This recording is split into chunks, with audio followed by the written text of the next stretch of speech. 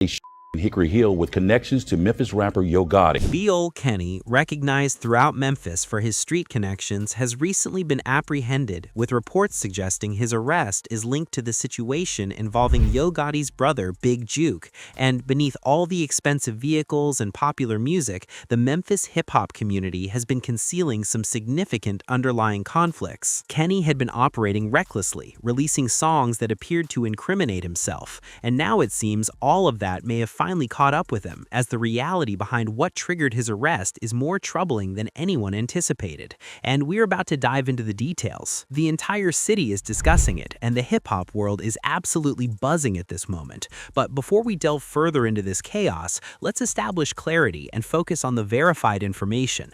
Social media platforms have been exploding with content showing BeeOl Lil Kenny being extracted from the bushes by individuals that online users are claiming were federal agents. But wait, we need to distinguish between what's factual and what's merely speculation. This wasn't some coincidental encounter, as people have been quietly suggesting that Kenny might have been implicated in something substantial related to Big Juke's legal situation. And here's where the situation becomes even more compelling, because in his music, Kenny has been including references that sound disturbingly similar to actual events. We do have video that we're analyzing, but we don't have a clear suspect identified at this time. But we know that a weapon was used, a firearm was used in this incident. We do feel like the individual that was possibly targeted by the suspect. The circulating video displays him being dragged from the bushes, appearing shocked, while voices surrounding the scene yell statements like, "They told him come back, he about to get bit." And it's astonishing to witness how rapidly everything has collapsed around him. Bystanders in the vicinity were screaming, everybody praying, "Come back," as the pandemonium erupted, and you could sense the intensity permeating the atmosphere. Now, within the street culture, everyone understands that freeing from law enforcement is no trivial matter, but Kenny's situation resonated differently because speculation had been circulating for months that he was the individual connected to Big Juke's devastating case, and he may have been compact in stature, measuring approximately 5'3" and weighing barely 120 pounds, but he conducted himself as though he possessed the courage of someone much larger. Based on arrest documentation, Kenneth Mason, recognized globally as BeeOl Lil Kenny, was charged with multiple offenses, including evading arrest, reckless driving, and possession-related violations. But this narrative extends far beyond simple traffic infractions. That boy pregnant. Oh shit, everybody come, they can't do nothing to us. Shit, we chilling. They can't do nothing to no nigga.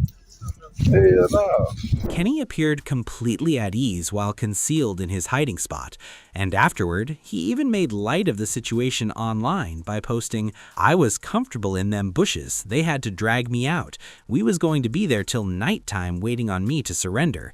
And that statement generated endless discussion. It seemed as though he believed he could simply wait until the situation cooled down, but law enforcement had different intentions, and here's the shocking development. Kenny had been revealing far too many clues through his music and social media activity, essentially broadcasting fragments of his own narrative. Following the devastating death of Big Juke outside that restaurant, directly in front of his own mother, the city was devastated with grief. But the situation intensified further when Kenny released a song that had the entire Memphis community talking intensely. Within his verses, he rapped, "In front of his mama, they downed his brother. We come to get you like bounty hunters."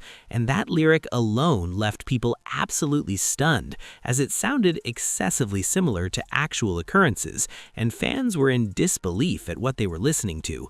The element that truly captured everyone's attention was how extraordinarily detailed Kenny became with the specifics. 5 police sources have confirmed with Fox 13 that the person is Anthony Mims, also known as Big Juke. Now, Big Juke is the brother of rapper Yo Gotti. Big Juke had been killed following his attendance at a funeral, and Kenny's verses appeared to align perfectly with that sequence of events, almost as if he was providing a detailed account of what transpired, leading people online to suggest he was essentially delivering law enforcement a complete admission through his own recordings, which is what individuals refer to as self-incrimination, because when your own lyrics become eminent evidence against you, it's a rapid method of attracting unwanted scrutiny.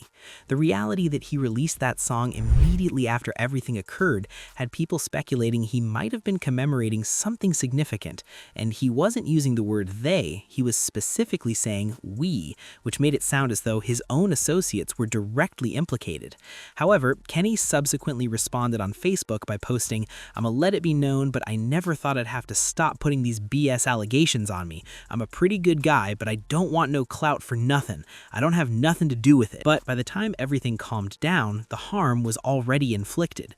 Now, let's backtrack and discuss how this entire situation initially began, because this wasn't simply entertainment industry conflict, as the animosity between Yo Gotti and young Dolph ran profoundly deep, constructed upon years of street politics that extended back over a decade. It all originates from 2010 during Thanksgiving weekend outside Level 2 nightclub where Yo Gotti and OG Boo Dirty, who was affiliated with young Dolph's circle, engaged in a severe confrontation, with reports indicating several individuals were injured during that encounter, and from that moment forward, relations were permanently altered, because this wasn't internet rhetoric or social media indirect criticism. This was genuine hostility manifesting in the streets. One startling connection involves a man named Corey McClendon, who was allegedly apprehended alongside Yo Gotti during that period, and years afterward, that same Corey McClendon would encounter charges connected to the attempted assault on young Dolph in Hollywood in 2017, which demonstrates just how extensive this conflict truly was, as these weren't unfamiliar individuals. The same people had been orbiting each other for years, with each faction refusing to yield. But the situation escalated further because in 2012, Dolph was actually positioned beside Gucci Mane when Gucci openly confronted Yo Gotti, accusing him of attempting to capitalize on his momentum by releasing a mixtape on the identical day as Gucci's 1017 release, and Dolph observed that exchange directly, with that association ultimately adding additional intensity to the rivalry.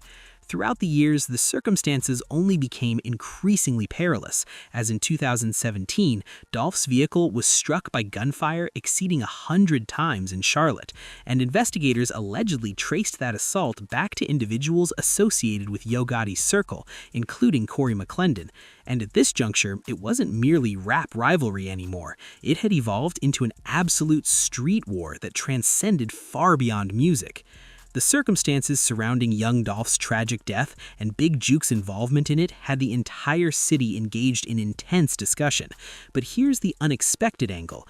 Reports indicate that what happened to Dolph in November 2021 wasn't a coincidental occurrence, as rumors circulated rapidly that Big Juke might have played a role in orchestrating events from behind the curtain.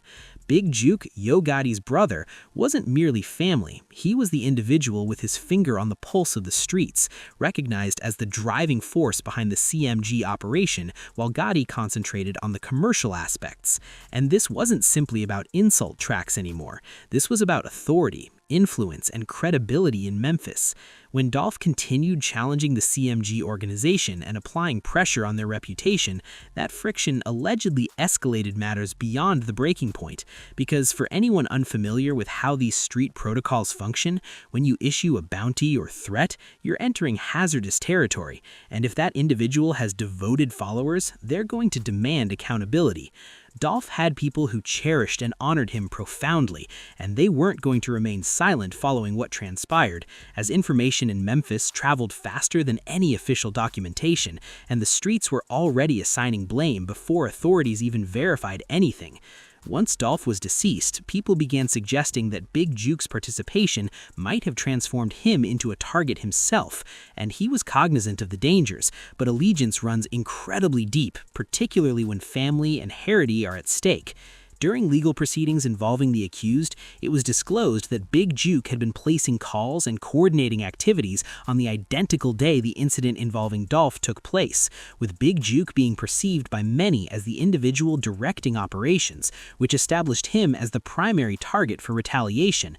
And on January 13, 2024, everything came completely around full circle, as he had just departed from Privé Restaurant and Event Center on Winchester near Kirby when catastrophe occurred.